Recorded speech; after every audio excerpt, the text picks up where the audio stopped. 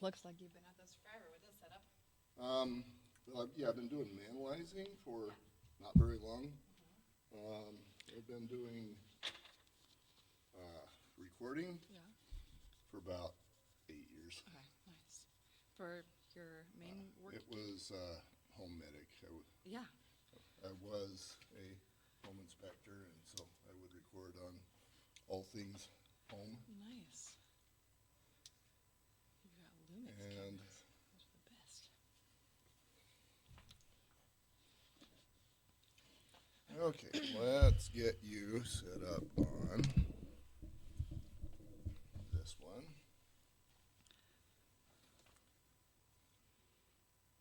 Ooh, that looks good. Sweet. Yeah, good lighting. Where this is not your first rodeo, you think we should add more lighting to you? No, you want some depth and shadow in there, and I think that it actually looks really good. Okay. I'm not a fan of studios blowing everybody out like they try to do. Yeah, which I am good at as well. Take a Okay.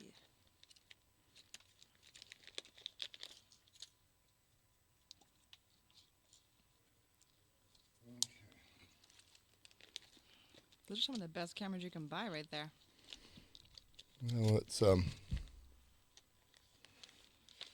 one that Nathan Walker recommended to me. It wasn't too bad. It was about $600. Yeah, But those I are, like it because the batteries last.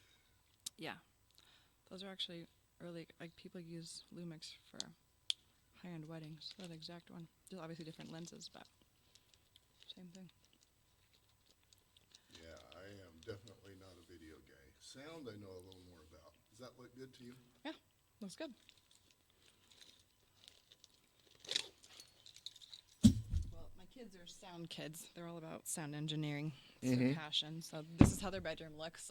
Yeah, I talked to your son. Yeah. And he said he likes to do sound editing, and I'm like, oh yeah. It's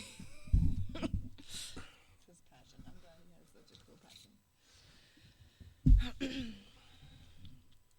Got a lot of people that, me first and especially, that need a lot of editing done. Yeah. That's why there's a perk to recording versus live. There's no editing in live. It's more work for you, but puts the rest of us at ease. I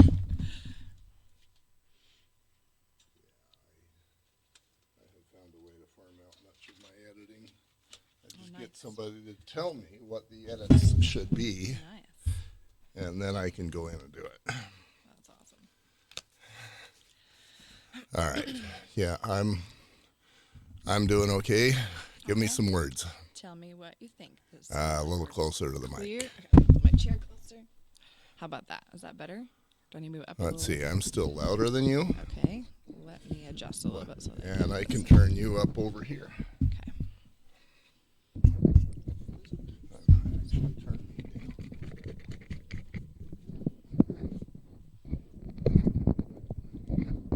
And I can keep talking if you need to keep figuring that part out. Let me know. Sounds pretty good. Sliding. Where's the thing to lock it in down here? It's sliding down. There we go. Okay. Is that better? Yeah. Okay. Nice. Test, test, test. Check, test, test. test. Okay, that's good for me. Okay. Check test. How are we looking? Oh, that's sounding good. Okay. Nice. Do this. So my back that way. I sit up straight and don't slouch and move away from the mic. Because the cameras are on you. Let's see. About the Your hacks? head looks a little high. So I will adjust that on the camera. Okay. Oh yeah, I'm at the top of the frame there.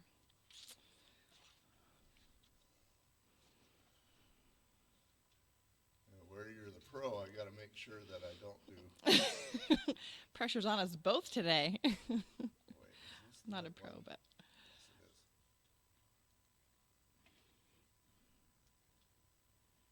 it is. Okay.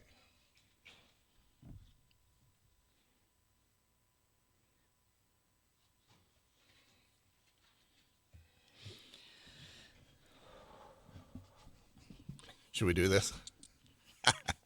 gotta wiggle it out. I'm keeping that in. I gotta release it from my body. You're not gonna keep it in. Kateri, I don't even know your last name. Reyes. Reyes. Mm-hmm. And you are, let's see, you live in like Draperish? Yeah, we're south of Salt Lake, basically. Uh-huh. So, yeah. You know, something I've found is that I started off interviewing people that were all my friends, and they were all local, and they were all Utah. Yeah. And I'm like, this isn't very credible. So you want someone who's an outsider? A transplant? So then I just joined this Father's Rights group. Oh, I love that. On Facebook. And I just interviewed a few guys. One of them was a Scottish implant from that moved to Chicago. Wow. Another dude from Alaska, and Okay. another dude from Tennessee. Very cool. So I think we got the national thing Getting the covered. mix going. I like it. And so I think you just told me that you're probably an import as well. I am. Where do you come from originally? Born in Illinois, raised in Oregon. So Mountain Girl was definitely invested in my blood and my youth. Lived 15 years in Texas. So my early adulthood through mid-30s was in Texas. And then Utah was my chosen home. It was my reclaim my sacred ground, get back to the mountains, return to myself. Reclaim your sacred ground. Ooh, let's get into the deeper stuff immediately. Why is this sacred ground? It was a chance for me to return to my full self, right? I had lived in Texas in a really dangerous and unsafe marriage for 15 years and had been enabling that myself. I was a full participant in that, unfortunately, and I knew that in order to really change my lifestyle and stick with that change, I needed to change everything, right? Environment is a big thing. If we stay comfortable in what we're used to, we tend to repeat our patterns more easily. If you don't change anything, then nothing changes? Is Exactly. that what you're trying to tell me? It's so simple, right? So I decided to go for a big change, and it was also a safety call of just being as removed as possible to get my kids and I safe and allow some healing to take place. Mm-hmm. I just remained curious. I didn't choose this as a permanent home. It was like this was my landing spot that we're going to see what happens and how we feel about life and what's going to take us. But very quickly, all of the components were here for me to realize this was a very safe and healthy place for me to return to my full self. You said very quickly. Let's go very slowly. Okay. What are those? I forget already 2 seconds later because I've got an old man brain. What are those characteristics? What are the things that you needed here that weren't there? It was more about what I needed in myself, right? And so I tend to become a product of, I think we all do, a product of our environment, and there's parts of us that we let go of. Mm-hmm. I like to be challenged. I like to release myself, and I tend to be a workaholic and get into my creative brain and go places with that. But I need a way to release. And for me, nature, the mountains, the open air, the challenge of getting up there is definitely just kind of that dichotomy of pushing me out of myself and forcing me to do kind of hard things to get that release. And so I was really drawn to having that. And in Texas, there wasn't much of an outlet or an escape. In Texas, it's, at least in my small world, my little pocket, being on the coast, there was the ocean, which was a beautiful escape, and I spent a lot of time out there. But by habit, one of the easiest things to turn to is drinking or eating, and that's really like your main outlets because there's not a lot of activity that draws you out of yourself. And I just knew I'm designed with a corporal body that needs to move, and so Draws you out of yourself. What does that mean? Oftentimes we will fall into habits and patterns that we will do for enjoyment, but it's avoidance of our deeper parts and avoidance of the things that need to be tended to and healed. Whereas being a Utah girl now, when I get outdoors, it instantly starts digging in my stuff. I'm not just sitting back and avoiding. I have to actually meet the challenge of knowing that if I want to get to this majestic lake at the top of the mountain, I'm going to have to move through a series of challenges, and my body's going to push through some limits. But more than that, my mind is going to be pushed through its limits. And there's this point of giving up. It's so much easier, right? It's like, I've done enough for the day. I don't really need to see that lake. It's not worth it. But yet I know I'm going to regret it if I don't push through. And so there's just this level of knowing that I'm more driven to complete and push myself beyond the weaknesses that I have in my own character and push me to something. And the reward is so powerful. And just the way my soul meets when I see this majestic expanse in front of me, there's a reward there. And for me, that's been such a huge lesson for reclaiming my life. And when I say reclaiming, a lot of that has to do with my nervous system and the fact that living in an abusive relationship for 15 years, my body was trained to expect unpredictability, chaos, and fear. Unpredictability, chaos, and fear. You expected that. It was constant, right? Even when we had good times, there was this certainty with it that it was not going to last and I wouldn't know what would cause the next snap. And so you're always in this hyped up state where you're anticipating rather than enjoying. So for me, nature's been a place for me to meet some of the challenges of fear, right? And meet my nervous system in a different way and push myself beyond it, but also anticipate the enjoyment and return to joy and expecting that if I move through fear and allow my body to feel it, be present in it, but then push beyond it, I can experience it, but also move into the next experience of sustainable joy and celebration for what I conquered. But so much of my healing process has been about retraining the messaging that moves throughout my body, but especially the messaging in my head. I really want to get into the abuse, but before we go there, you just said, I want to feel it. Now, us guys, this is, from my point of view, a difference between you women and us guys. You'll allow yourself to feel it. You'll move through it the way you just described. Us guys will feel it and we'll stuff it down. It'll be inside. It'll stay inside. And we think we've got it controlled until it comes out like vomit. And sounds like in your ex-husband's case, we know what that vomit looks like. It was abuse.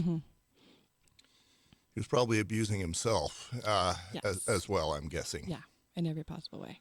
And when he was abusing you, that was just him giving you a peek inside his world. Yes. That to me is, you glossed over it fairly quickly, but allowing yourself to feel it is probably part of the healing process. It absolutely is, because as living in that cycle, I was enable it by glossing over it myself frequently, right? Trying to do whatever I could to minimize myself enough to prevent it from occurring, because I felt like I was the trigger for that. And it's such a deep and expensive subject, and part of me always wants to avoid it because the lessons I've learned weren't, like, people often ask me, like, we want to hear your story, right? Because they know there's a lot of pain in it, there's a lot of loss, there's a lot of heartache, and they're intrigued by that part of me, but that's not where the power of my story is. I never had power as a victim, right? When you're a victim, you are really a self-deprecating label that allows you to sit in this powerlessness, exactly. And there was nothing to move or change or be in that. I just was because of somebody else. And that's not even being human. Right. And so moving out and making myself uncomfortable on my own terms and challenging myself really pushed me to a place of understanding that there was powerlessness in my victimology and it was useless to me. And what I needed to find was my true essence, my true femininity.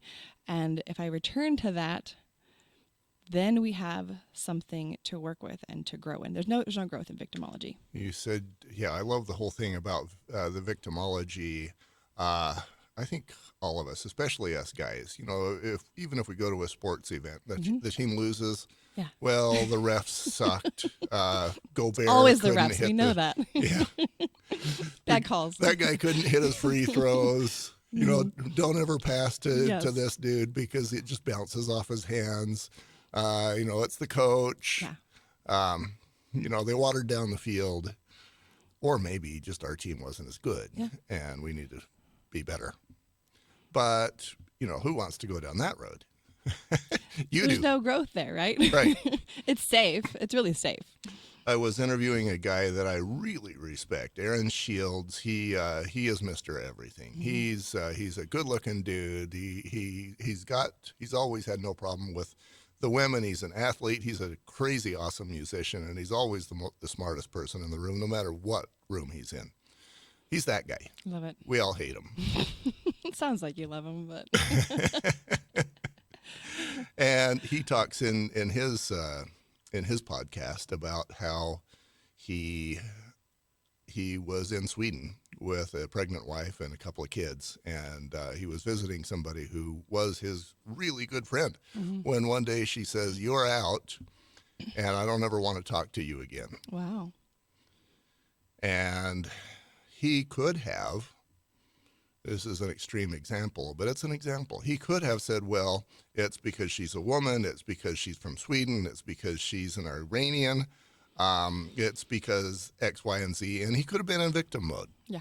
And he would have learned absolutely nothing from it. And that would have been easy to do. And we're all good at it. You know, it's much, I'm going to say easier with air quotes, to blame somebody else. Doesn't get us too far. No, it doesn't. And starting to look at life differently as what are these hard things teaching me? And more importantly, what is happening within myself? And I think that was one of the things that for me became a really impactful factor. Moving through divorce and then seeking, my own healing, but also opening myself back up to love again. I'm bringing that mirror back in my life, and went through a series of shorter relationships that what I began to realize was I was attracting the same type of a person, just in different skin. And the same type of person in different skin. Yeah. So the same type of personality that wouldn't protect me from themselves, right? The type of man that was a loose cannon and refused to protect my own dignity and pulled me away from my feminine nature. And what does it mean to pull you away from your feminine nature? I believe firmly as if we're going to embody femininity, which it's such a huge topic because the world has just completely distorted masculine and feminine and filled us with so many lies. But it's living in your radiance and being a vessel, this protected vessel that a strong masculine man can pour into and can also create an aura of protection. If we have this beautiful vase, right, that you want to put only the best flowers in and arrange perfectly, and you want to also keep it in a safe, it's protected spot of honor in your home and create this beautiful space for it, you obviously aren't going to want to turn around and smash it or put just dandelions in it, right? Like you obviously want to fill it with the right type of thing that speaks to the beauty and radiance of that vessel.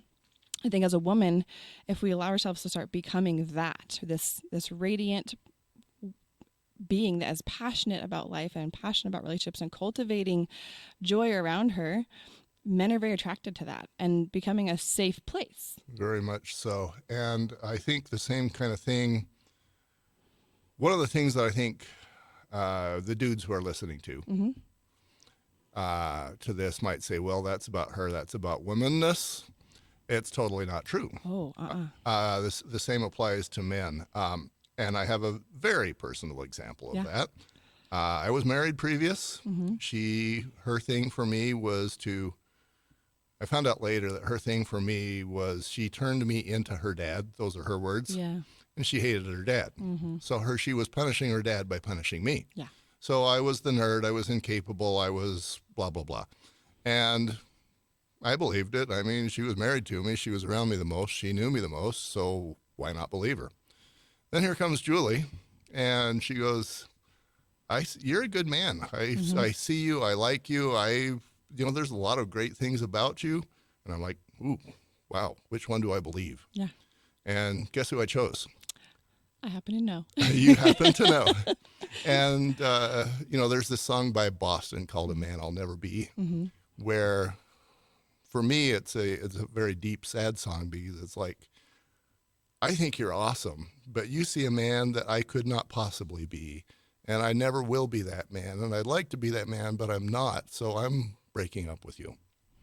And I didn't go that direction with Julie. Yeah. And she turned me into that man that she saw. Or perhaps she allowed it out. I don't know which one. But there's a beautiful concept when it comes to femininity and masculinity in that order, that a strong, radiant, feminine woman is a kingmaker, because she is allowing the goodness of that man to come out, the hero side, the courageous side, the side that is a creative force in the world and that takes all of his power and transmits it in the right way. And she is that vessel that he can learn through and pour into and find that safe space for his depth, right? Because as you described already, men have a harder time bringing their depth out. It doesn't mean you guys don't have it. In fact, I actually think that the challenge women are missing out on is that men actually have extraordinary depth. They don't have a safe place to put it. yes, that is extremely true. Yeah. And we talk about that. And, as I describe what manalizing is, I'll talk about how women, if they got a problem, they got 30 girlfriends to go talk to. Yeah. If a man's got a problem and he can't go to his wife for any one of 1,000 reasons, he can't go to another woman, that would be a problem. Definitely. And he's not going to go to a guy. You wonder if you're going to lose the friendship. You wonder if he's going to think that maybe you're less than a man. He's not going to be able to handle it himself, blah, blah, blah. And so we keep it in, and then the suicide rate goes up, the divorce rate goes up, the alcoholism goes up, the abuse rate goes up.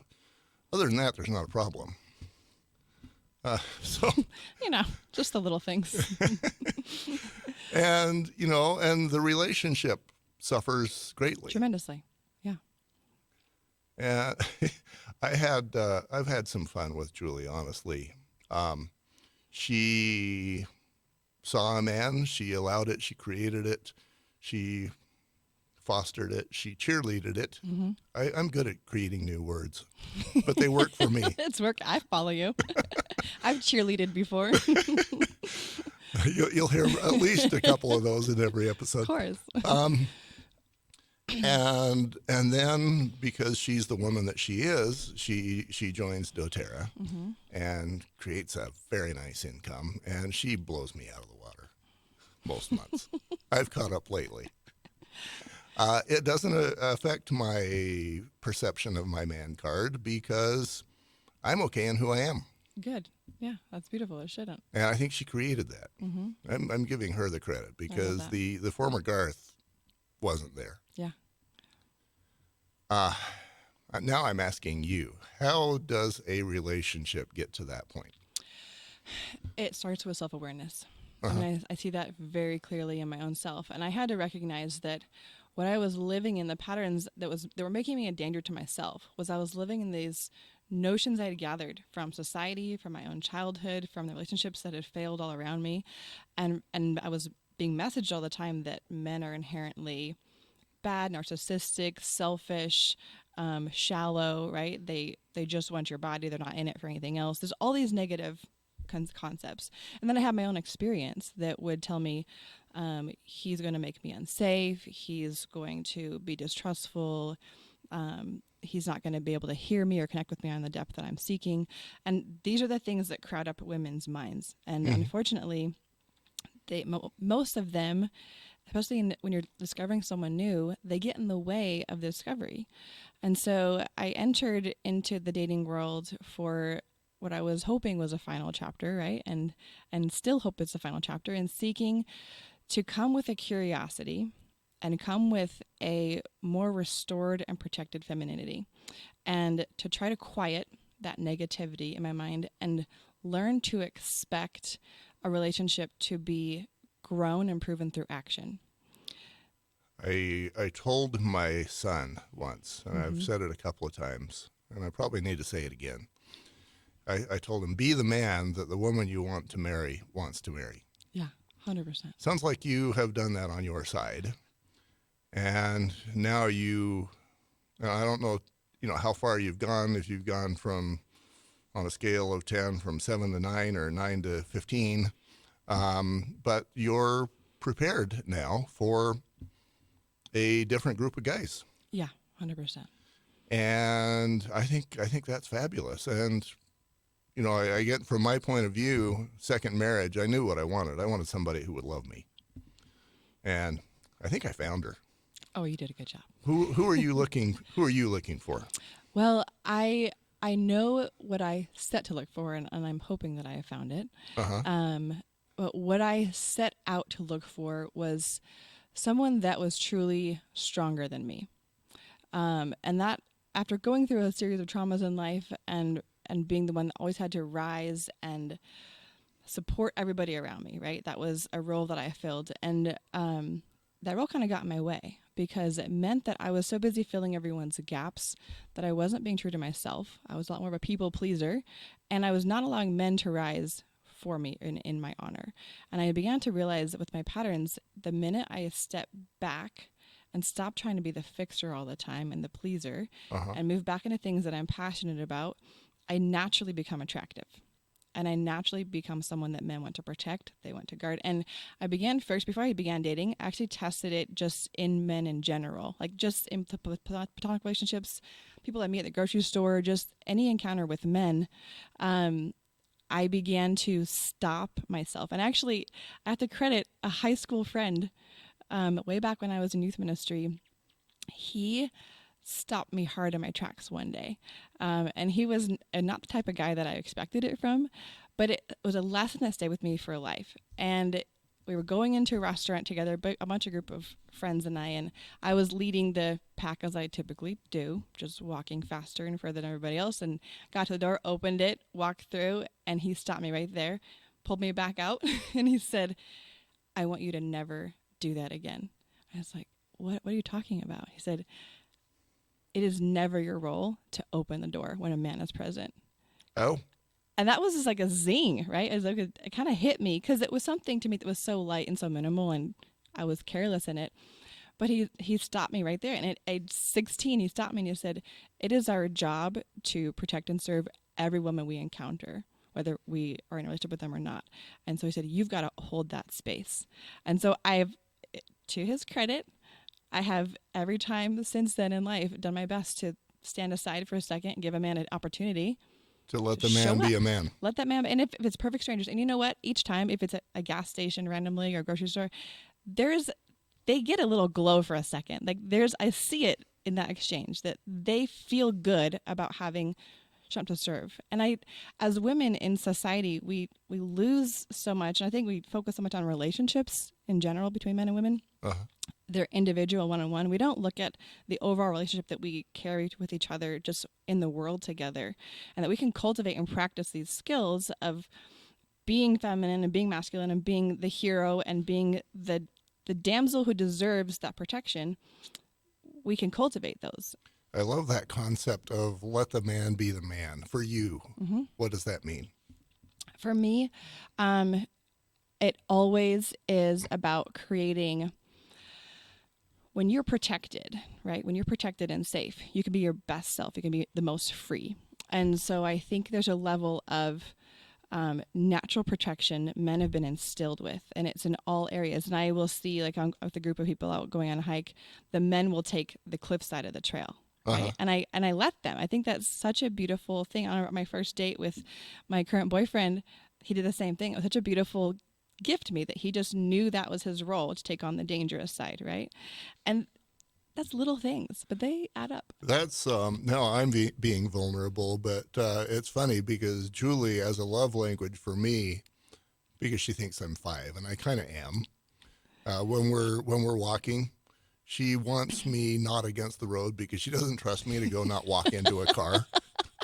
Okay, but that's such a negative feminine trait. Is like we're gonna fix and heal. That's not our job. I've got to say no. I will take the road. She's little. You can just pick her up and move her. That's right. Just this is your place. This is my role. Let me be your hero. One of Julie's friends from a billion years ago, I told her, and that this was a stupid move on my part. It proved that I was a man. I told her, "You are the strongest and weakest woman that I know." Guess how she took that? What did you mean by that? She went through she had a husband who had cancer and he died. Oh. And she posted, she basically said, "I need a man." And that's what she needed, a man. And she married a man who she had to divorce later because there was a lot of abuse. Yeah. But he was a man. And that dude, he was a quality character. He thought that he could control a woman, but he knew that he couldn't control me. Yeah. And he found out that he couldn't control Julie very, very well. But he wanted to meet all of her friends, which included us at the time. So he took Julie and this lady, we'll call her not her real name, let's go for Joanne. Yeah. And a couple of more friends to a campfire where he tried to sell himself on these girls. Oh, yeah. And He's a words guy. I was prepared to go up and ask him, Tiffany is oops. Edit. Joanna is a very strong woman. And you're going to be taking on quite a, I don't want to say project, quite a role, because it's going to take an excellent man to make her more than she already is. Yes. And my question for him would have been, how are you going to do that? And he probably knew I was going to ask a question like that. So I wasn't invited. Oh, fascinating. Got to keep yourself safe there, dude. And, it was funny. There was some symbolism there. He was a fireman. He thought he was awesome. And so he put himself on a fire truck, made her climb up to him in heels so that he could propose to her. I love how you identify all the things that hurt your soul in that process. It's so good. What happened to the fireman Carrie? Come on, where's that? Yeah, what about the Carrie? What about him put her on the top of the ladder? But no, she was reaching him, and then she had to work very hard, and he actually took some of her life insurance money from the previous marriage. Yeah. So ugly. It was bad. Yeah. But I think a man, a real one, somebody who knows what he is going to be about, this is my wife. I'm proud of her. She's awesome. I'm going to allow her and assist her to be the most she can be so that I can be that much more proud of her. And that's going to make me feel good about me because, hey, she married me. Yes. I'm describing myself, by the way. Well, I kind of picked up on that. What I've noticed in myself that I've had to train myself to do is just that man you described, the man with the display. He is a salesman of self, right? He is putting himself out there and making sure that everyone in the room is watching him and listening to him. There's not a single action in that. It's just all air. And that was the type of man that I kept falling for. And I knew that was dangerous because it's the shiny object guy, but there's nothing behind it. There's no depth and there's no protection and there's no cultivation. A strong relationship, you're both becoming more of who you were meant to be. And you're both alive and thriving in your you-ness through the union of your togetherness. And that, I think, is a really powerful example. And so when I set out to date again, I knew that I wanted someone stronger than me. And I also wanted someone who was so safe and would free me so much that our relationship would cultivate something that we created together for the world. Like that, I knew I wanted ministry or to create something that's an output more than just children. I wanted to have a procreative relationship that was going to give something to the world and be a beacon. And that would take a very certain type of man. So I knew it narrowed my options a lot so that I would avoid the shiny objects and the guys with the display and move towards action. That was really hard on me at first because, again, I had these voices in my head, all this negativity and really contempt for the masculine, just knowing that it's failed me so much. And trying to move myself to quiet myself and wait for action from men. And in today's world, it's so challenging because we have things like Bumble and Match and all these online, like dating is hard in the real world to begin with, but finding a person is extra hard because it's all women climbing fire trucks. That's what it is. It's like I think shouldn't it be so easy for a dude to reverse that role and make the woman feel like he's climbing to you? Yes. And then all of a sudden you've separated yourself from the herd. Yes. Well, and that's the thing. If women have to stop themselves though, because women are so quick to fill the gap and looking for a man, they will fall all over themselves in that process to be the equally shiny object and be available and immediately text back and respond back, and they'll start planning dates themselves, and it takes men immediately out of the masculine. Like it takes all the drive and pursuit, and we as women need to recognize that men are turned on and thrive in pursuit. Like they love to be creators and pursuers. They're the hunters. If we're just sitting on the side of the road as roadkill in a fancy dress, like they don't have to go far to get us, and they get worn out. I love that concept. Men are programmed to be hunters. Yeah. And if you let them be a hunter, then after he has killed, then he's proud of himself. Yeah. As opposed to the deer that walks up to him and says, "Hey, shoot me. Exactly. I'm venison." What is it? There's no no fun in about that. Yeah. I mean, even I would like, no, sorry, you're cute, but I can't take you. There's no game in that. So that's, I think, what we as women have to stop ourselves from being the action drivers in relationships and pull back. That pulls men actually towards us, and they seek to start filling that gap. And actually, throughout my relationship and dating, each time I see us getting off course, the main fix is for me to pull back and reclaim some of my sacred ground, focus on the things that I'm passionate about in life, and it draws him towards me in pursuit. When I'm doing all the effort and doing all the reaching out and all of the connection, all the planning of time together, he's lost that drive and motivation. And I think there's a strong polarity we have to reach for sure. Let's go after some of the darker moments in your life. You said reclaim my life. You said you used the word feel it. You've used the word protect 1,000 times already. Yeah. And, based on that, I'm guessing you didn't feel protected. As a matter of fact, you needed protection from. Yeah. And then that's a really hard place to be in a relationship because it's one thing to fight for your life against an attacker. Mm-hmm. You could kill that person to save yourself, right? Right. When it's someone you love, you're really defenseless because you don't actually want to hurt them the way they're hurting you. You don't want to do anything to stop them that's going to hurt them. And so you just are in this kind of, it's this terrible dichotomy of allowing things or not going far enough to protect myself, right? Because there's so many consequences. If I step forward, even if I seek the law, there's consequences with that. You can't undo that once that ball starts rolling. And there's a ton of pressure when you're in that situation of being an abuse victim and you hold that victimology. You feel very helpless, and you feel like, the minimum requirement that you would want from a man is to protect him from his self. Minimum, right? Yeah. And the polarity of that now that I'm living in, which is such a gift to me. And at first I kind of fought it because it was so foreign, but the man I have now, has so much strength and protection that comes naturally, innately in him. He'll naturally withdraw from me if he feels that we're in a place in our relationship where we're in a moment, in an argument, in a frustrated time where words are coming out. He will withdraw as a way to protect me. And at first I would stop and I would just be like, why are you avoiding this situation? Why aren't you in this with me? I want to finish it right now and figure it out and get to the bottom of it. And it took him a few times to tell me, I am protecting you from myself because I know if I go further, I'm going to say things and do things that are going to hurt you. And I never want to do that. 1,000 man points for him. Yes. But you know what? As a woman, it took me some time.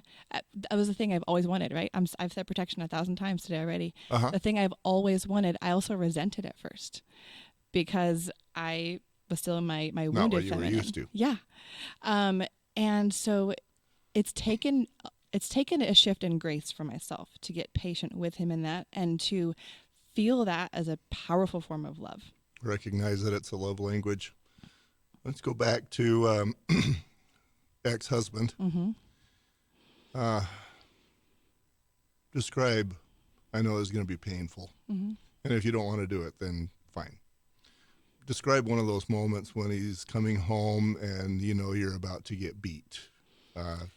Give me that moment in detail. It would be nice to know if I could see it coming, I think is the hardest thing. Mm-hmm.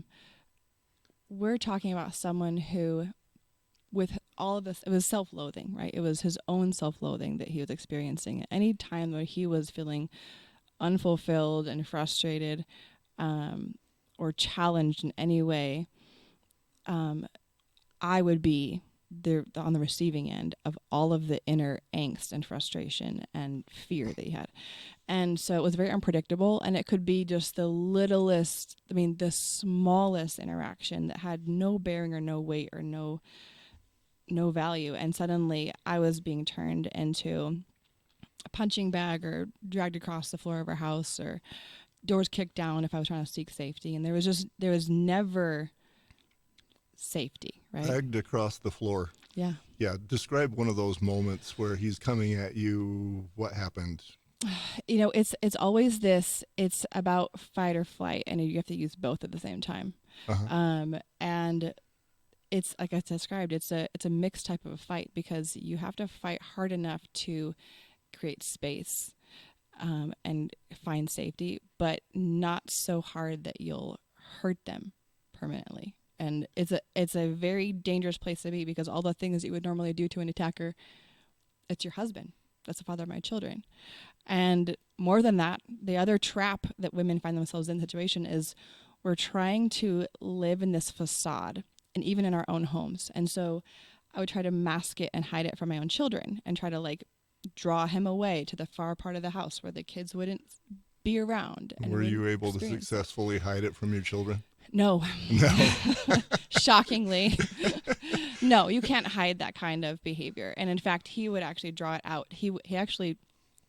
He needed witnesses. He actually took pride in having witnesses. And that's what actually pulled me forward out of the marriage, was seeing him draw them in. He knew he was having whatever issue at work. He felt unmanly. So to prove he was a man, he had to abuse you and make sure there was witnesses. For him, that somehow in his twisted mind meant that he was still a man. Yeah. And there's wounds there for sure that brought all that. There's wounds. Let's talk about the wounds. Blood, black eyes, broken bones. He was smart, unfortunately, and nothing was ever visible to the outside world. So it was always arms, legs, torso, all the stuff that you can easily hide. And that would be frustrating for me because there was a strange thing. I had this relationship with bruises that was so strange because in a way, as long as I had them, they were a reminder that this is not healthy. And I would be mad at my body for the times where I was in severe pain. I had nerve damage in my legs for quite a while, and there weren't bruises to back me up. The pain was there. There was nobody that could see it. There was nobody that could find it. And I actually began documenting. I was a photographer. I began taking pictures of my bruises just for myself. And I didn't even have a plan for it. I didn't have a goal for it. I just needed to remind myself of this reality. And I hid them away on a super secure file, I thought, on my computer. Sounds like that came out. Right, yeah. And it came out. One of my best friends who was working with me at the time, she discovered them and took me aside and said, I've always wondered, and there's been enough signs, but this is confirming it. And the fact that you were taking pictures of this means that you're aware of what's going on. Funny how we think we're hiding things, and we're not. No. The nerve damage in your leg. What has to happen for you to have nerve damage in your leg? The bruises I would have there, it was consistent and constant. I would have knuckle marks in my thighs just from deep punches into my legs. And if you can imagine, these are your biggest muscles in your body that support everything. So every sit, every move that you make, getting out of the car, using the bathroom, everything hurts deeply. And because they were so consistent and constant, I had like chronic pain in my legs, and it caused all kinds of issues because in this season I was in, this was a never-ending cycle. Not a single event. It was a never-ending cycle. It was constant. Mm-hmm. Yeah. So men, of course, we do this to ourselves and to our spouses and to our kids because we suck at resolving our issues. And what I tell everybody is that women have 30 girlfriends. You had 30 girlfriends. Oh, I 100% had 30 girlfriends at that time. I had more now. I had more then because I needed that many, right? But I'm guessing that you didn't go to them with the full truth. No, I would let it out in little ways. And here's the sad reality is, because I'm a woman and innately designed for this, and God made me for being protected, I wanted a rescue, right? I wanted that external rescue, someone to read my mind enough or see just enough of a sign to pull me out, because that actually would help me be forced to face things. When you're in that state, and I will say this, like, the bruises were great accountability partners, but they were nothing. The wounds of the bruises were nothing compared to the emotional damage that was being done, because behind those bruises, behind every bruise, are 10,000 words being slung at me and just constantly degraded. I was called every single name in the book, and highly abusive, degrading language was used on me constantly. And it's amazing what that does to every cell in your being. And I was living two lives. So in home, it was a very dark and depressing and dreary life. And then I would, like, my words I would use was, I would let my soul come out to play with certain friends and in certain groups. And that's where I could, like, unlock myself and be free. And then this is the irony. I would go back and lock myself back in my own cage of my home life, right? Because that's a choice. I really could come and go freely whenever I wanted to. I had a beautiful career that was thriving outside of my home, which probably kept me alive, honestly. I was a photographer, a wedding photographer of all things, and got to see people in love and pursuing each other in healthy ways as a career path for 10 years of that. And that actually kind of kept me anchored into a place of reality and seeing healthy relationships. And it actually helped kind of draw me more and more out and aware that what I was living in wasn't true and wasn't healthy. You said, let my soul come out to play. And I think that's awesome, because that's something that guys can learn from. We don't let our souls come out to play ever. I disagree. You can. And you should more. We and you're right. We can and we should, but generally we don't, unless we create a set of conditions. Like when I'm alone with Julie, my soul's out to play. You know, I know she's going to take care of me. She's going to be good to me. If I need, I get these things on my feet. If I have this, whatever it is, crystal, blood, whatever it is, she'll take care of me. I know she'll drop what she's doing and take care of that. Yeah. That all sounds hard. And you had girlfriends to tell bits and pieces to.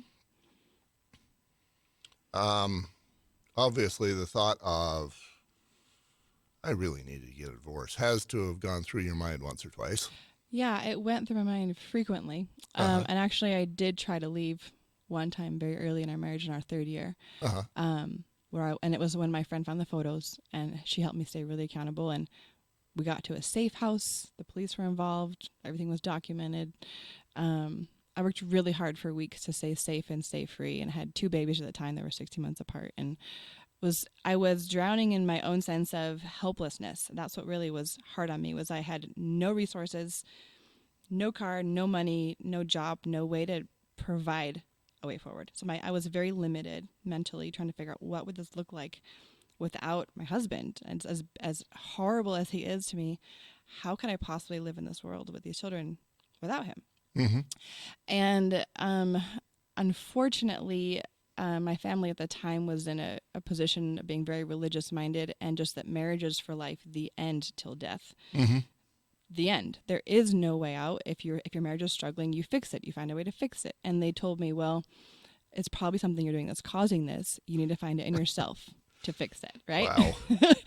Talk about a wound created. It was that for me became actually a point of resilience, where the weak part of myself accepted that and said, okay, fine, I'll go back, because there is no way, there was no physical way out for me at that point that I could see. And I think that's the hard thing for people on the outside looking at abuse victims. They don't realize how much negativity has been poured into them, so that their sense of self is so weak to begin with. And when they have their own weakness paired with a lack of resources, it really does look like an impossibility. And there's actually more safety in battling the war at home than in the unknown freedom that lies outside your door. The devil you know. Yeah. I had a similar experience myself. After, I don't know, a few months or maybe a year of being married, I realized this is not what I thought I signed up for. I'm going to tell that story. So as I was dating, Mm-hmm. and I want to go back up further, but I'm not gonna. As I was dating, I kind of felt like the marriage thing was coming soon. Yeah. Mm-hmm. So I'd have these regular nightmares of being across the table from somebody Mm-hmm. and going, oh my gosh, I married her. She's not the right woman. How long do I have to do this? Wow. How painful is this going to be? I can't do this. What did I sign up for? Mm-hmm. It was a helpless feeling. Yeah. As a result of that, there were a couple of girls that I was dating that I cut off, Mm-hmm. who were much better women than the one I married. Mm-hmm. And then on my honeymoon, that moment happened. Yeah. I was sitting across the table from her, and it was like, oh, this is that nightmare. Oh no. Yeah. And it was like, oh, how long do I have to do this? And so that was moment number one. And then, fast forward a number of months, and I was like, I can see that nothing about this is right. And I started even making a list of possessions to split. Mm-hmm. And then I had a friend basically tell me what your family did. He says, here, you're overblowing this. Give her this flower. And I was desperate for any answer of how this is me. Yeah. And if I could get an answer, it was me, then there was hope, and Mm-hmm. I didn't have to move forward with the divorce thing. Yeah. So I gave her the flower, and everything was fine for whatever period of time, and so I moved forward in the nightmare. And I thought that, that every marriage should be forever too. I think we all do. Yeah. But when it's not, what I learned in my life is I failed. I failed to say, look, the following things are so wrong that I can't accept it. Mm-hmm. And if they can't change, if these following conditions can't change, then I've got a decision to make. I didn't ever use those words. And I think a lot of guys and probably women are in the same boat. Yeah. Did a moment, anything resembling anything like that ever happen with you? Oh yeah. And very similarly on my honeymoon. Like, wow, this is what our honeymoon's gonna be. Okay, and it's over. I am not the prize, is what I discovered, right? I am not the prize that was sought after. I was more like a feather in his cap, like an external image booster that he needed for life. And my integrity, my sense of self, my self-worth, nothing was about me. There was no exchange. It was just a one-way ticket to him looking better. And there was no depth there. And I think commonly, like what you identified as so common in relationships, and what we end up in marriage is after a series of dating someone for so long and not making our needs known. Mm-hmm. Right. And that's the part about both of our roles, is if we stay true to our roles and make our needs known. If I was focusing on his action, I would have left really early. Mm-hmm. But his words were so, and he was in the Army, he was deployed most of our relationships. So it was easy to rely on words and be that person that was actually like always rescuing him and always pleasing him, meeting his needs, because he was positioning himself for that. But it's a complete role reversal from what really God intended and what makes for a satisfying marriage and relationship. And so, yeah, I've learned in hindsight that those cues, even they come, I mean, how beautiful is God that he can give us a dream, right? And show us in our subconscious, hey, wake up. This is also your reality. I had that moment. I was like, God gave me every opportunity to avoid this, and I still screwed it up. I mean, God has appeared in dreams to men all throughout history. It's biblically spoken over us. And so there's wisdom in listening to that, I think, to a degree. And just going internally and saying, what's the lesson here? And typically the lesson, whenever things are not in harmony in a relationship, is needs aren't being met. And so how can we as a couple speak our needs safely? And I think that's what in my current relationship has been the most beautiful gift, is being able to find the courage, first of all, and then have it be met with the safety of my partner to say, hey, this is, and we have polar opposite love languages, right? And people say, well, that can't work. But actually, it's more profound to me when I see him reaching towards my love language and speaking to me in my language as an act of love. Like, right. There's so much intention there because it's not his way, right? And that means more to me than if it was just his natural sense of being. It'd be easy, but there's a deeper level of intention. Yeah, and what we're referring to obliquely is the 5 love languages. Yes. And what is it? There's touch and touch, words of affirmation, acts of service. Oh, I'm gonna forget 2 now. Words of affirmation. I'm words and touch. Those are my 2. Yeah. Acts of service, quality time. That's and then there's one other. Oh, gifts. That's because it doesn't ever matter to me. That's because it is so far down my list. I am not a gifts person, so I'm like, I don't even remember that one. My daughter-in-law is gifts, so I'm like, I'm glad that's I know. Everyone has, and it's beautiful though, is those love languages are part of that self-awareness I was talking about, right? Like coming to, I married really young. I married when I was 18, and so there was such a lack of self-knowledge and self-awareness, and I had no knowledge of my own patterns or any of the things that I was programmed for. And so I just was living kind of on autopilot. Really, I was a doormat. I was riding the coattails of my then husband and being all that he wanted to be in life and just molding into that. But there was no self. And I'm speaking to the men. Wouldn't you rather have a woman who is powerful, who knows who she is, a woman who knows who she is, has her own light and draws people? Wouldn't you rather have that person, or would you rather have the mousy doormat? Oh, 100% the light. And women want to be the light. Right. Yeah. And if you want the mousy doormat, then you know what you're looking for. Otherwise, you've got some work to do. Yeah. You got some allowing. Yeah. There's some mutual growth that needs to happen for sure. That was a thing that I had to grow to be, was a light. And it was fascinating for me to watch it when I talked about how I would engage with men just in the world. And I would know I was in my light because there was a massive shift in the universe when that happened. And men were attracted to me just by me being fully me. And I would know if I was in my zone of genius and pursuing things that were creating that passion, that light in me.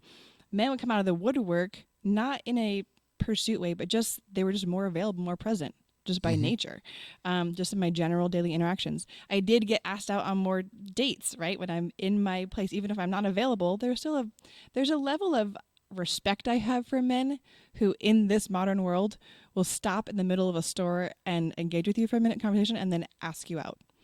Even if I'm off the market, that guy gets points because it takes guts. Women aren't used to being approached. Men aren't used to doing the approaching anymore. And that's the hunter women are seeking. And so those guys automatically at top of the pile because they're willing to risk failure, which is the ultimate risk, right? In order to seek what they're hunting. And to be on the receiving end of that, there's a level of honor there. It's not something that's lost on me. There's honor in that. Yeah. I I love that you're allowing men to hunt and giving them credits for doing so. Yeah.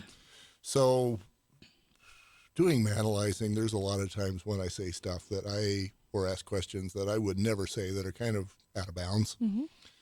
Here it goes. Okay. You're beautiful. Thank you.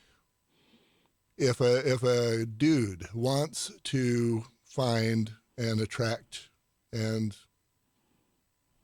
I'm not going to say gain, but grow himself Mm-hmm. through his spouse, Mm-hmm. and he sees somebody like you who is beautiful, who knows who she is, who's got the light, and probably you make the money too. If a guy is looking for you, Mm-hmm. what are you looking for? I am looking for almost the exact same thing, right? And I had to stop and realize this when I was in that series of relationships where it was just the repeat of the pattern I had been on. I just stop and think, what was it? What am I attracted to? It's men that are pursuing, like men are conquerors and castle builders. Like they need to be building a kingdom. And I know when a man is in that zone versus a man who's like clocking in, clocking out in life. It's so unattractive.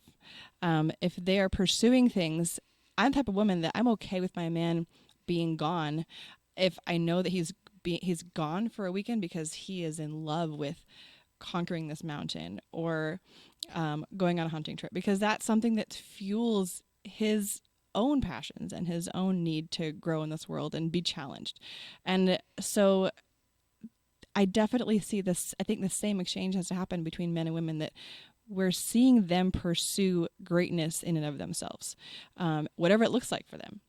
And that is very attractive. Of course, then just being well-spoken and offering connection. Like that's women's biggest need is connection. And so if a man can hold a conversation and move me to new ideas and kind of spark, I have like this intelligent nerd brain that loves to kind of be lit up and challenged. And I get excited when my man is pursuing something, even if it takes him away from me for a little bit, right? I know that he's doing so to create something, and it's beautiful to watch him be so passionate about what he's creating. And that's because you know who you are, and you're looking for a man who knows who he is.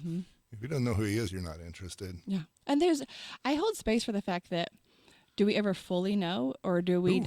We know in seasons. I know that the person I am right now, it's truly my best. I'm in my best self I've ever lived at age 39. This is definitely like, but I haven't arrived. We never arrive. Like, it's a constant pursuit.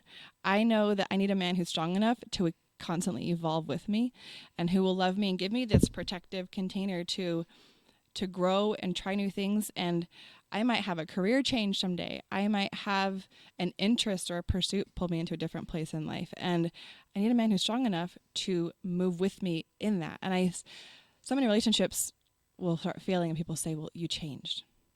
Like, that's the point. I want to change. I don't want to be my 18-year-old self when I'm in my 40s. Like, I want to know fully and explore and constantly be pushing the boundaries of who I am. Yeah. And again, me being vulnerable this time, not quite as much, but when I'm in coast mode, zero time, man, zero time for men is our favorite place to be. Yes. And when I'm there, routinely, I've got demons who have memorized every stupid thing that I've done, and there's thousands of them. So they'll enter my brain and say, you remember when you did this that was stupid? And yeah, I do. And then it's like, you're stupid. And then there'll be another one, and then hundreds, thousands of them, and that's been very difficult for me to deal with. Finally, my best defense is to say, yeah, I've grown past that too. I don't want to go back to be my 20-something self. Yeah.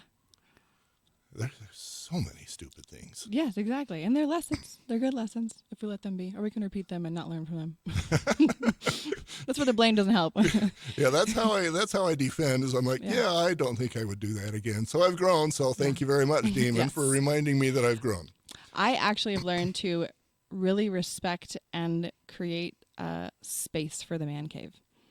I think men need that, and as women we have to get better at allowing that, and not just allowing it, but that's a mutual space where we can also get to develop our passions and the things that light us up. And if you find yourself resenting your man for going to the man cave, There's two things that are going on. Either doing it too much because you're a doormat Uh-huh. and you're not offering anything interesting to him anymore. So that's a great sign for you to let him go to the man cave and you go start doing things that fuel your inner passion. Oh, you could whine about him being in the man cave, or you could go find your woman cave and let him hunt you. Yes, exactly. Oh, and watch him respond when he sees you light up. And that's what, it's actually so funny.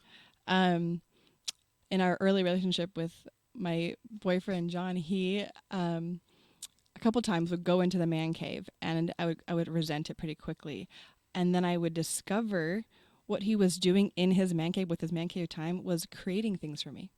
Like awesome. wood shop projects and gardening projects, things that were fueling my passions. Sounds like maybe he had some gifts as his language, love language. Yes. And I was just, it was acts of service is his love language. And what a beautiful thing for me. And for me to get out of my own, so you're talking about the demons and the voices, right? And women have such similar voices. They're different, but they're in our head. And so many of them cause us to resent the men in our lives and build up contempt for them when they're not giving us the attention that we desire, but also we're not necessarily cultivating that attention the right way.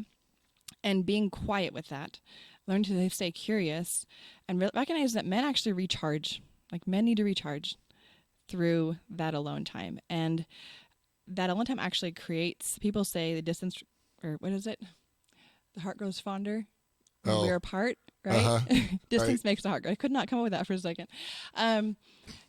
There's reality to that. And it goes both ways. But if we're together 24/7 all the time, there's a monotony that kicks in. And we have to cultivate that moment of pursuit and give that space for pursuit. He can't pursue me when he's right next to me all the time. True that. That does make you a doormat when you keep insisting on that. Yeah. So I had something profound I was going to say, and bring it back. I enjoy so much listening to you that it's gone for the moment. Let's go down this road. You know who you are now. I am expecting that when you were being routinely beat, you probably weren't quite as certain of who you were. No. Mm-mm. And you go to, I think you said your family told you marriage is eternal. Yeah. Last thing I want to do is be the guy who promotes divorces. Absolutely. But when you go to your family and you say, I'm thinking of a divorce, and again, I'm speaking from my own experiences. This is Garth talking and asking you the question. Yeah.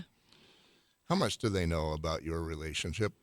They didn't, and they actually preferred not to, was the dangerous part. Yet they were more than happy to have an opinion which they expected you to follow. Yeah. And had they done it better, right, they could have created a safer space for me to say, we don't understand, but this guy's got to prove himself with action. And so here's the safety we're going to give you and the accountability we'll give you while he proves his action.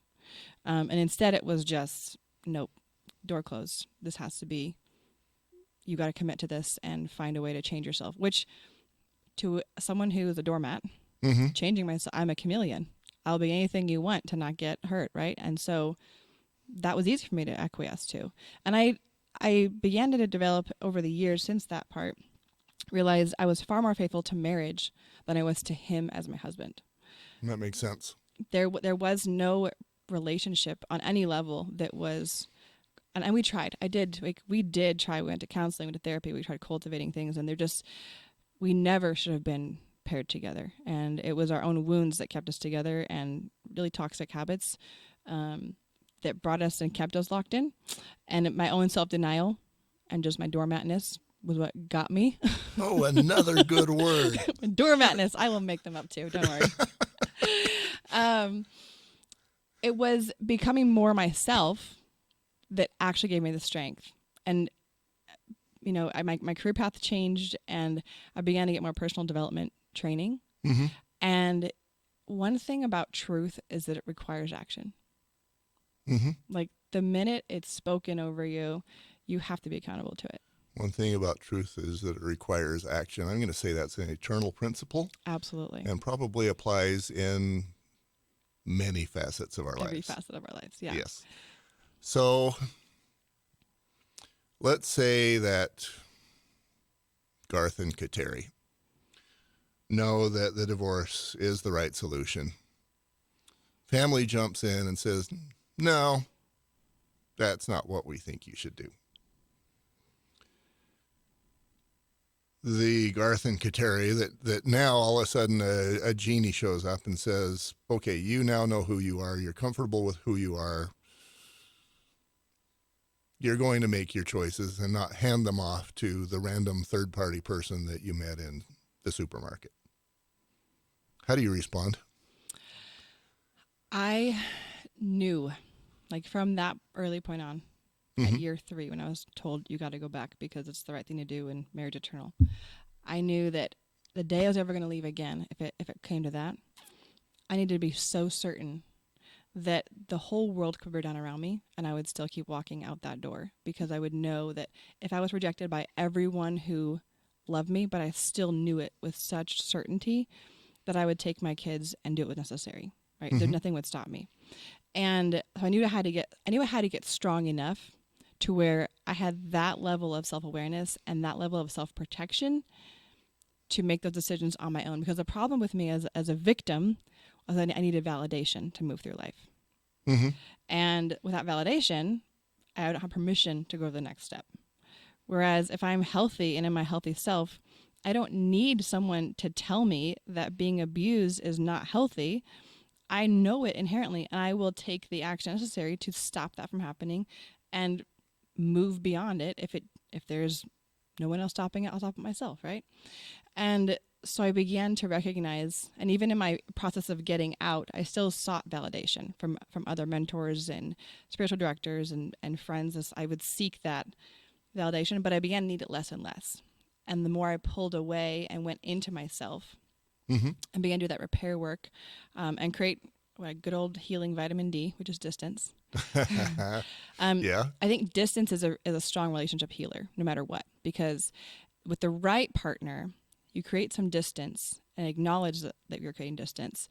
They will rise. They will rise.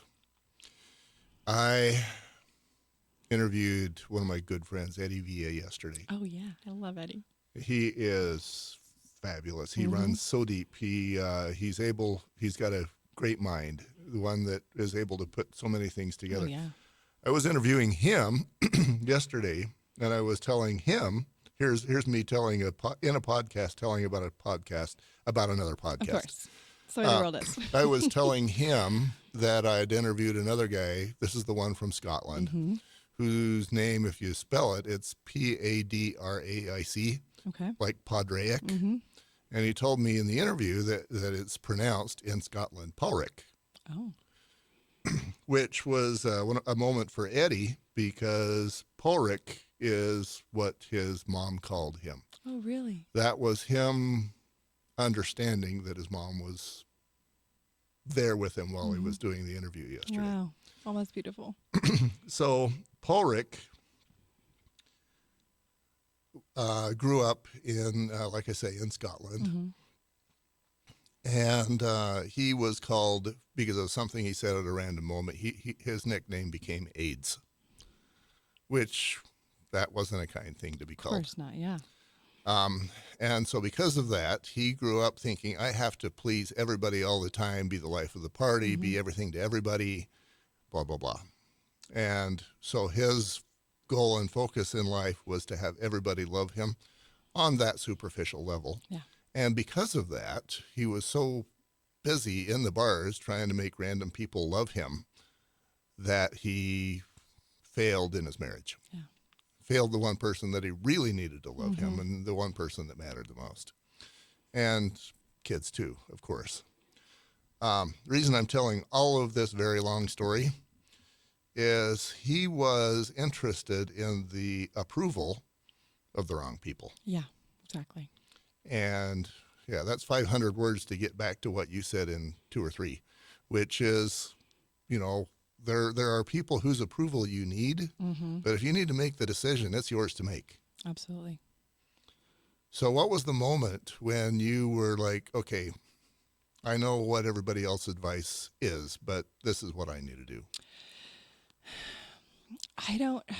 There's a series of moments, I think, leading up to it. And mostly it was watching my children grow. I had several sons at that point, and a little baby girl, and watching them begin to be turned into abusers, and having them be the audience that my ex needed in that room to validate himself. And I just, of course, that's the opposite of a man I want to raise. And I feel very responsible for raising men.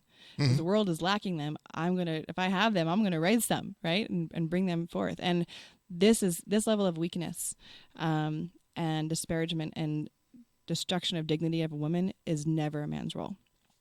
I see a lot of me in you. Yeah.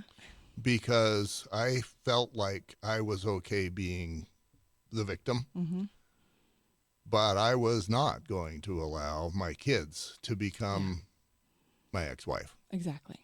And as long as I was the victim, that was okay. You know, things were limited there. But then I saw, no, it's not limited there.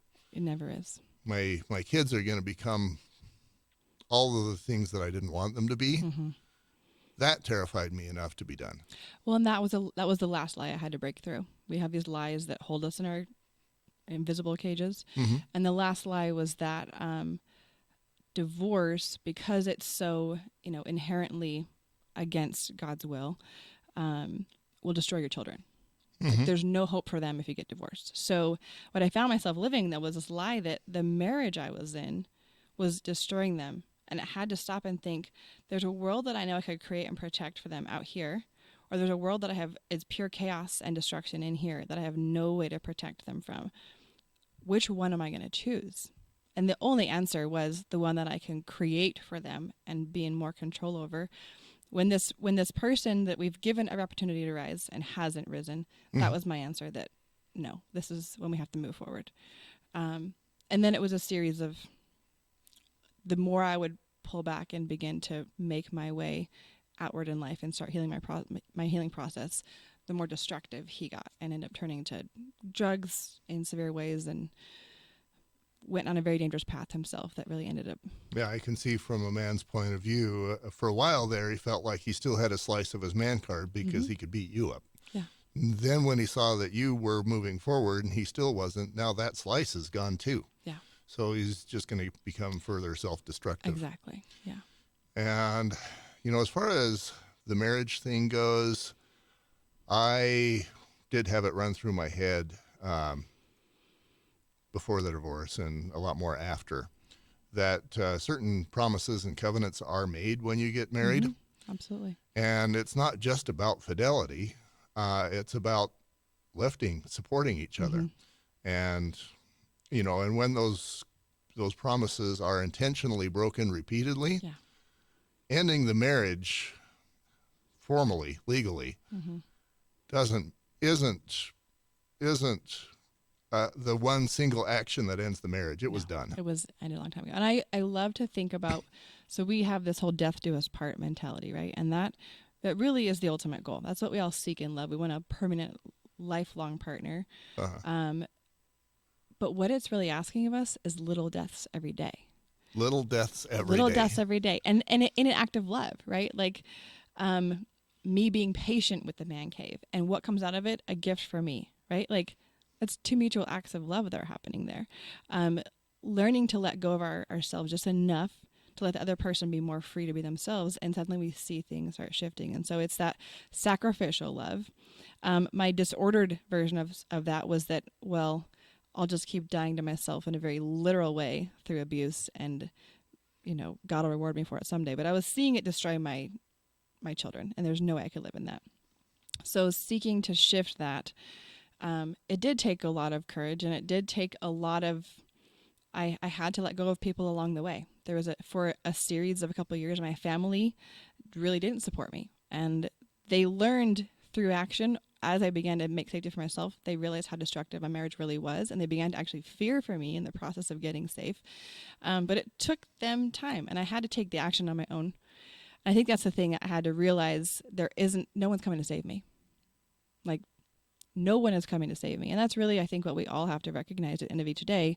When we find ourselves in destructive patterns, we have the knee-jerk reaction is just to end the relationship.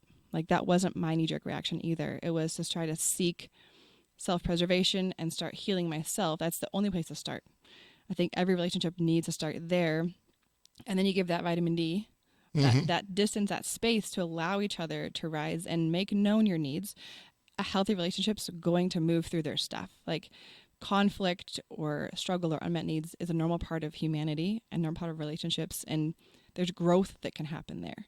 In a healthy relationship, you grow stronger and closer when conflict arises if you protect it the right way. And unhealthy, it only exacerbates itself and becomes its own, a snake eating its own tail. And once I began to see myself there, it was easy to pull myself away and realize, no, God is not here, and this is not a marriage in the way that God intended for me as a woman. In the beginning of this interview, you said you used the word that you were a full participant in the relationship, and that you reclaimed your life. Can you tell me more about those two things? Yeah, it was part of that truth thing, because I mentioned truth requires action. When I'm blaming and externalizing and trying to acquiesce, none of those things are actually letting truth see the light of day. It's just covering up. I mean, even to the point where I live in South Texas and I'm wearing a turtleneck in the middle of July. Oh, because you got to cover the bruises. Cover bruises, right? And I wasn't being accountable to myself. And so reclaiming that meant I needed to remind myself that I was the most sacred ground. And it really became a father-daughter relationship with God that I had to heal first. And that was, for me, the greatest shift, because I didn't have a great relationship with my dad, which is where a lot of my patterns, right? We always carry those patterns and duplicate them in our relationships. I was missing that protection. I was missing that validation and support, and was never made to feel my worth at a young age. And so, of course, that leaves me just scrapping for it and hustling for it as an adult, rather than holding my space, let people be drawn to me. And so shifting that dichotomy and becoming more feminine in my relationship with God. And I stopped being the fixer of my own life, started relying on him more, and just I put it out there, like, God, this is what I need. Show up for me. And he would show up in the most magnificent ways. Through the protection of, I had a tribe of women that I relied on throughout my marriage. It was a tribe of men who helped me get me out. Your 30 girlfriends. Yes, their husbands, without me asking for it, but with truly God just putting it on their hearts, they showed up and did the work to keep me accountable and keep me safe and move me forward. Because my girlfriends, they're wonderful. Our female plans are not always as articulate and wise as what comes from the men in our lives. And so they helped create and kind of foster a path of protection. They loved my kids.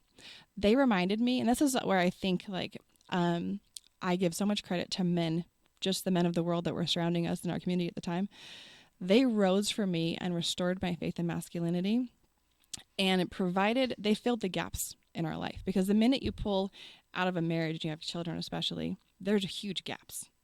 Yes. And I'm raising sons, and sons can't live in a gap of no men for very long. It turns out badly. Yes. And I recognized that immediately and knew that. And these men came out of the woodwork and reached on to support my boys and challenge my boys and hold them accountable and foster their passions and give them an outlet, the things that I can't do for them. And I continue to cultivate that and seek that as a single mom perpetually. That's what I've always learned to lean into, is the community of men out there in the world, through our church, through sports programs or mentorship programs. There's value there. Yeah, I heard a couple of things. One is your 30 girlfriends are great and very helpful to you, but they have husbands that were also very willing to help, and you were willing to ask and allow. And allow is the thing. And that's that's one of the differences between you and guys is even though all those 30 girlfriends' husbands are willing, guys won't allow. Mm-hmm. You know, those same 30 guys are there, but guys won't allow. Yeah. And they're available, they're there, they're willing, but guys won't allow. The other thing I heard you say, and I think this is kind of profound, and it's one of the reasons why you're more healthy than a lot of the guys on the planet, is you realize that you are not your savior. Yeah. Christ is. Mm-hmm. And us guys will go to a place like, I've got this problem, there's nobody that can help me. Yes, there is. Always. There's the guy across the street, and then there's the guy upstairs. Mm-hmm. But we won't allow. And when we do allow, then things get better. Absolutely. What of these words are important because I'm going to ask you back. Okay. Of the things we've talked about today, that's the important words. Okay. That was a broad scope. Let's try this. Because Julie told me there's more, and I want to have that be its own thing. Mm-hmm. What was your darkest moment? Boy. I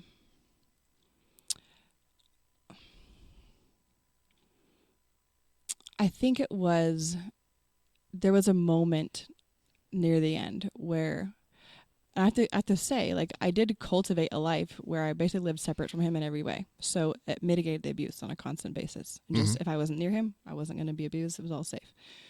So I began to live a life completely separate, alternate schedules. Our kids had one parent, the other, never us both. But there was one night that he physically pushed me to such a limit. My life was in so much danger. I realized I was going to have to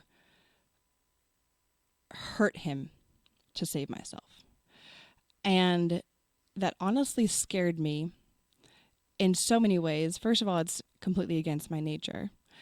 The other part was in doing so, in escalating a fight to that degree, I also could die in the process because I'm just not strong enough.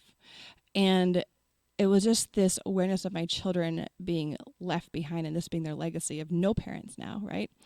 And I got bold enough to open up to someone who kept me accountable enough, and it was my brother-in-law. And I remember it was his shock when he heard that I had to take it to that level and I had to live in a place where I had to make a judgment call of how far am I willing to go. And in that situation, luckily, I was able to throw him off of me enough to grab the keys and get out and just drive to the beach. I just sat there in my car and just realized, like, I have to return because my babies are there, but what am I returning to? And what is this life that I am allowing to continue? Like, this is all on my terms because I'm going to return to that cage and close the door on it again. Uh-huh.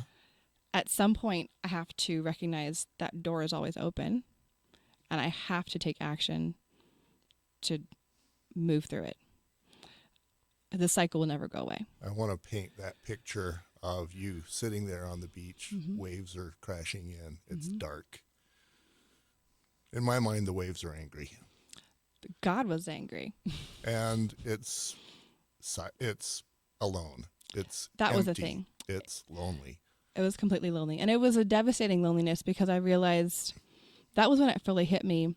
No one's coming to save you. And here I was basically waiting to die.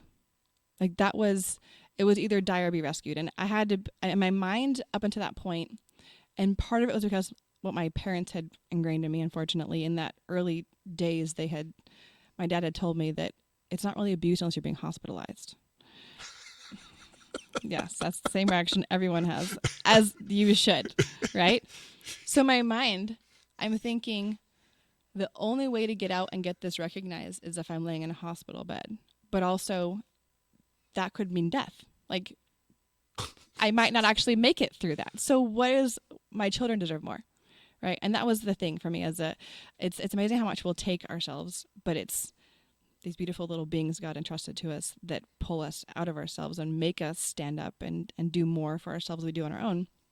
And so it was that awareness that none of my thoughts were for myself. unfortunately, that was unhealed me. Mm-hmm. It was, they don't deserve to be motherless or fatherless through these actions. And let's take the risk of creating a healthier life. I think you just answered my question. But this is my big question for the end of these podcasts. You know, I've asked you what your lowest moment was, and I've painted that picture in my mind. There you are, sitting on the beach, butt on a towel or just on the sand, knees up, looking at an empty ocean. Your life is empty. The surrounding is empty. It's dark. It's cold. It's bleary. It's lonely. It's depressing and sad. Other than that, this is a great moment, right? Of course, yeah. That's your low point for what we've talked about today. Why was that a blessing to you? Low points are always a blessing if you get out of your own way and allow them.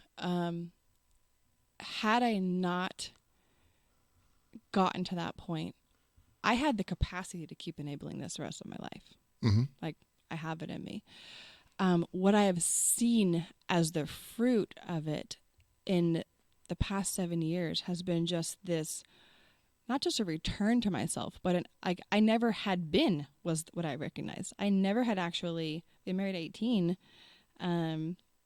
living 15 years in that. I never had actually been. I had never lived. I had never served the world in the way that lit me up and made me a light.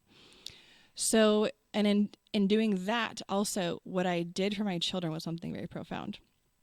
I gave them permission through my actions to be so self-aware and protective that if they find themselves in relationships that are unhealthy, that they know to move forward and to seek distance and cultivate a renewed sense of self to reclaim that sense of peace they have. I was definitely patterning. My parents had a very unhealthy relationship, and so I was patterning this acceptance of turbulence and destruction as a pattern, and I changed that for my kids. Your dad was projecting onto you the rules he was trying to get your mom to accept. Oh, yeah. Well, that's the most brilliant thing someone has ever said with not meeting my parents. Yes. And he figured he could abuse his wife as much as possible. My dad didn't abuse. My dad didn't abuse, but there was a lot of destruction there. There was abuse through avoidance, right? And so as long as the abuse didn't include hospitalization, he could still do it, get away with it. So he was justifying himself at the moment to you. That's healthy. Of course, yeah.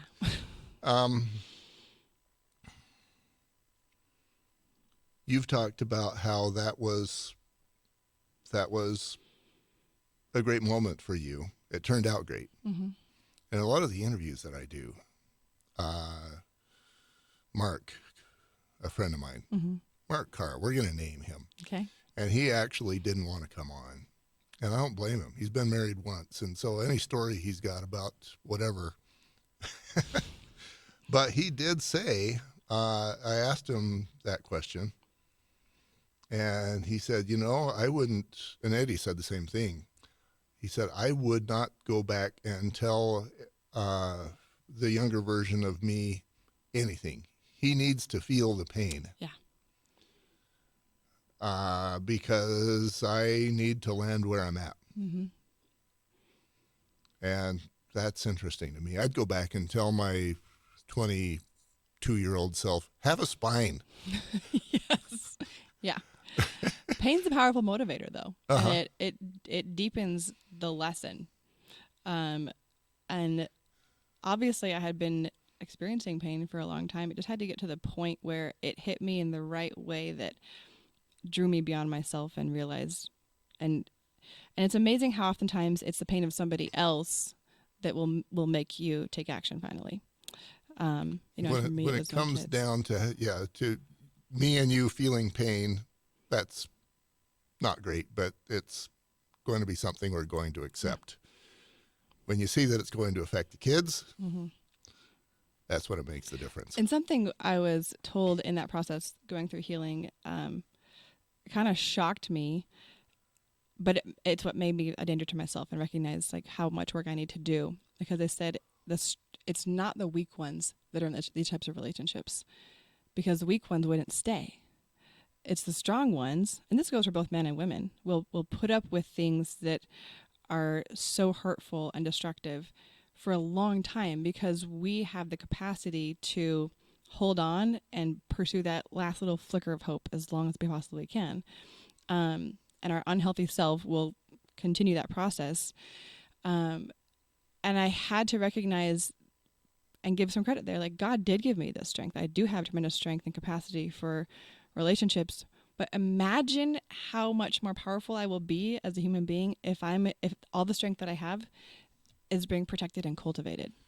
Yeah, as being used not to protect yourself, but to make the most of yourself and serve others and give be more out to the world, right? So now I get to be a beacon of light. It's outward expression rather than this self-preserving, right, curled up ball on a beach somewhere with bruises, yes, and nerve damage. Yes. Let's end it there. There's so much more we could do, but I think we're probably past a couple of hours. Let's end it there. I'm excited to have you back. Thank you. I'm excited to come back. Thanks, Kateri.